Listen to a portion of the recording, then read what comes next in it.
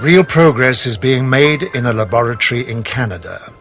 Here, the full significance of the physical laws of light and space have become clear to John Hutchison, and he is utilizing this knowledge to produce cause and effect experiments which lead to an understanding of the harmony of nature. Science, in harmony with the laws of nature for the good of mankind, will hold great values in many fields and would advance its course beyond our present comprehension. John Hutchison has been working in the areas of electromagnetic forces and the changes in the molecular structure of materials for many years.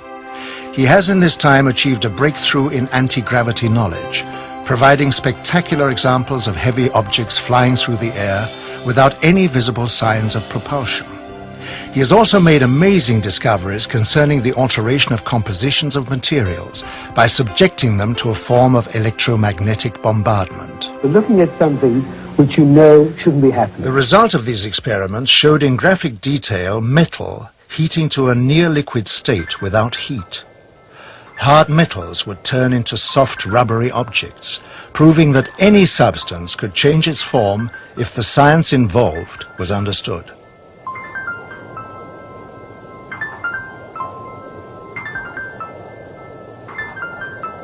I immediately realized that this had tremendous significance. It had significance in space, it had military implications, and its understanding could possibly open up a whole new energy source.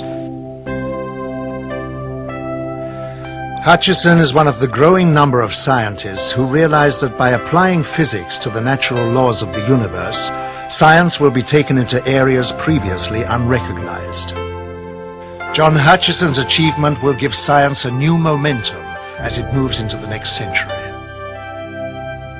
Some of the work of the lone inventor, John Hutchison in Canada, Vancouver, Canada.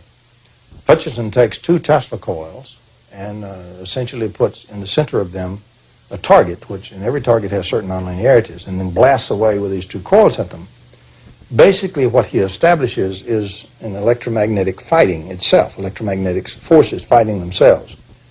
And gravitational force is made when, a gravitational potential is made when electromagnetic forces fight themselves to a draw, when, in other words, the gradients become zero.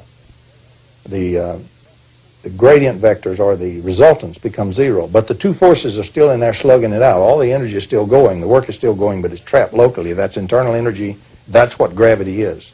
And the Whittaker paper tells very well how to do that.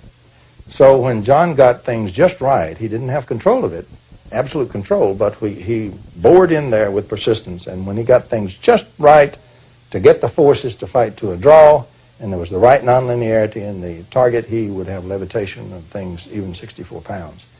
He would also, another thing you do with such a thing is you cause the magnetostatic potential to change a vacuum. In other words, that's pole, an unfortunate name in magnetism. But in other words, it causes deposits of monopoles inside materials such as metals. And you'll literally have the monopoles repel each other, and you'll have the explosive separation of metals into all kind of grains and structures according to the waves in the Tesla coils that you're bombarding it with. And so he produced magnificent breaks, Hutchison did, in metals and splits as if it were Venetian blinds. And another thing it does, since this stuff comes from the nucleus out, it doesn't go through the electron shells. Its medium is the nuclei. What you have then is you have changes in the atomic nuclei, which result in lattice changes. You have the production of alloys, which cannot be made in this world with normal processes. And some of those alloys appeared in John Hutchison's work as a result of that kind of bombardment. Another thing you have is once charged with scalar radiation, the nuclei then continue to discharge over a long period of time. And so the material continues to change, alloy form and so forth, over a period of even a year. And you had those changes occur in his work also. He was reproducing, and has been reproducing, some of the work in Nikola Tesla, and even some of it going further. But that's what he's doing. What he's doing is real. And unfortunately, most people regard John Hutchison as being a little bit off and not really understanding electromagnetics and not really understanding a Tesla coil. Nothing could be further than the truth. He's doing the real electromagnetics. He's doing the kind of electromagnetics they don't know anything about. He's doing electrogravitation and real Tesla work.